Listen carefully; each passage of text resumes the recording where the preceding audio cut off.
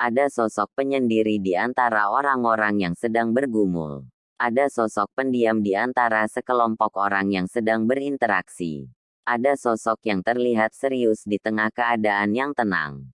Ada juga sosok yang terlihat acuh di tengah suasana yang tegang. Sosok ini berbeda. Tak seperti kebanyakan orang. Namun ia bukanlah pemalu ataupun seorang yang berpenyakit. Tetapi ia justru sedang memerhatikan. Ia senang menganalisa keadaan. Ia seorang introvert. Introvert adalah sebuah sifat dan karakter yang cenderung menyendiri. Mereka adalah pribadi yang tertutup dan mengesampingkan kehidupan sosial yang terlalu acak. Antonim dari sifat introvert adalah ekstrovert.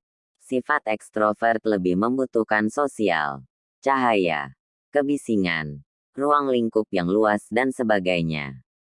Sedangkan introvert lebih membutuhkan sebuah teh hangat dan berkumpul bersama beberapa teman dekat saja daripada pergi ke tempat yang penuh dengan orang asing. Introvert membenci basa-basi. Oleh sebab itu mereka senang dengan perbincangan yang padat dan bersifat informatif. Dari pernyataan di atas kita dapat mengambil kesimpulan kecil, bahwa introvert adalah pribadi yang dalam. Istilah introvert ini dipopulerkan oleh seorang tokoh ilmu psikologi yang bernama Carl Jung. Ia mengelompokkan introvert sebagai kaum minoritas. Walau kaum minor tetapi peranan mereka dalam kehidupan sosial sangat menonjol. Mungkin karena gestur dan sikap mereka yang sangat kontras berbeda dengan kelompok dominan yaitu ekstrovert.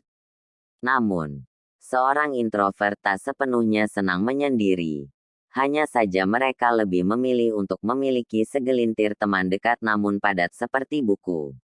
Maksudnya adalah, teman yang memiliki cerminan pengetahuan dan pengalaman yang ada di hidup ini. Seorang introvert pun tidak pernah menceritakan tentang hal yang bersifat pribadi kepada sembarang orang.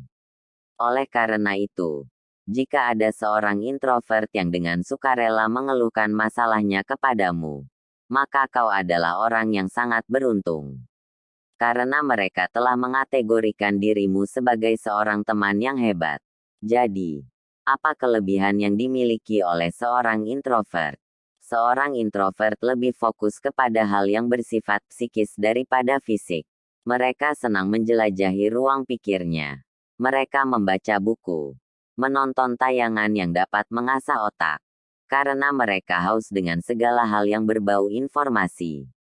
Majalah American Journal of Psychiatry menyatakan bahwa ada lebih banyak darah yang mengalir di daerah anterior pada otak bagian depan seorang introvert.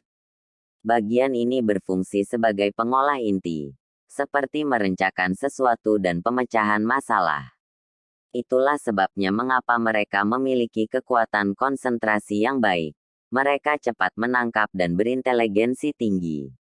Introvert adalah pemikir yang dalam.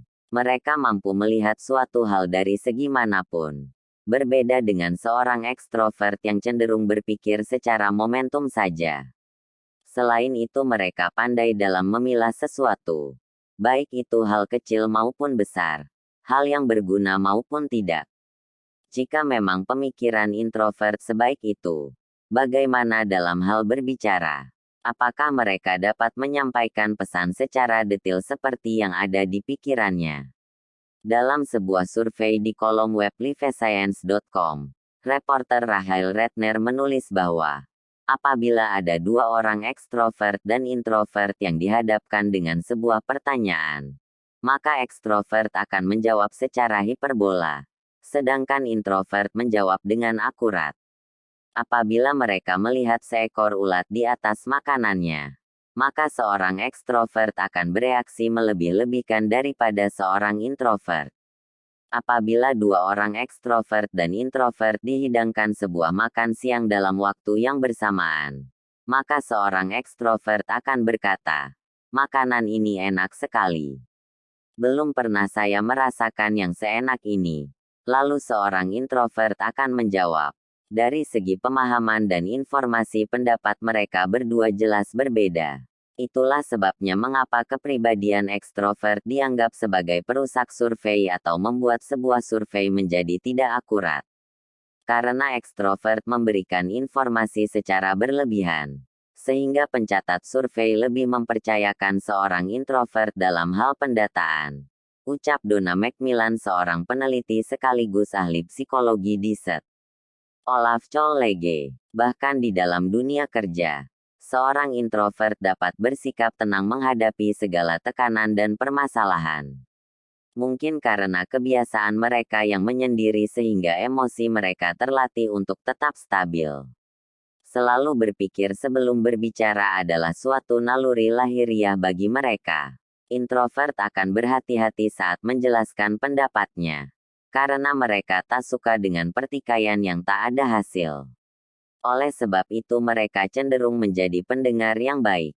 Namun, di balik itu semua, seorang introvert yang sedang mendengar sangat pandai dalam menggabungkan fakta-fakta dan prinsip serta pemikiran orang lain. Kemudian dijadikannya sebuah klausa sebab akibat yang baik. Lalu dikemas rapi dan terbentuklah sebuah tesis. Sebuah jawaban yang dapat menjadi pemecah masalah bagi sebuah perdebatan yang terjadi. Bagi introvert, diam bukan berarti tak mengerti atau tak peduli, tetapi mereka menganalisa. Kedetilan mereka akan segala hal membuat introvert menjadi pekerja yang baik. Di dunia seni, introvert adalah penguasa. Ahli psikologi sekelas Mihaly Csikszentmihalyi dan Gregory Weiss mengatakan bahwa orang-orang introvert adalah orang dengan kreativitas berkelas nomor 1.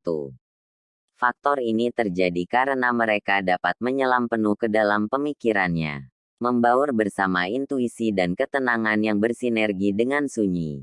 Itulah syaratnya agar dapat menciptakan sebuah adikarya. Biasanya seorang introvert gemar menulis, karena dalam menulis mereka dapat lebih terbuka dalam mempresentasikan pikiran ataupun membagikan pengalamannya kepada orang lain. Ada sebuah fakta menarik dalam sebuah artikel di psychologytoday.com yang menuliskan bahwa orang yang ekstrovert lebih mencari kebahagiaan dan kehidupan yang positif. Tetapi, bukan berarti introvert mempunyai sifat yang berkebalikan.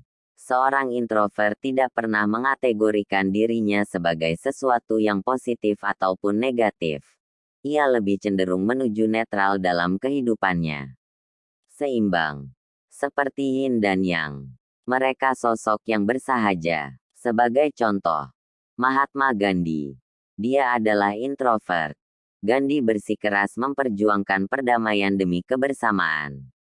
Ia menetralkan semua bentuk perbedaan. Selain Mahatma Gandhi, ada pula tokoh dunia yang lainnya, yaitu Albert Einstein, Bill Gates, Michael Jordan, Julia Roberts, Nicole Kidman, dan J.K. Rowling. Mereka mampu membuktikan bahwa dunia pun membutuhkan mereka. Jika kau senang dengan kartun dan tokoh pahlawannya, maka hampir dari semua pahlawan itu bersifat introvert. Saat tak dibutuhkan mereka menjadi orang biasa. Namun saat keadaan genting mereka berubah menjadi sosok yang luar biasa. Dan ini adalah sepenggal kutipan dari Nicole Kidman. Ia pernah berkata, sementara introvert adalah kelompok minoritas dalam masyarakat, mereka membentuk sebuah mayoritas bagi orang-orang yang berbakat. Introvert memang pendiam namun memiliki sosok yang luar biasa di dalam tubuhnya.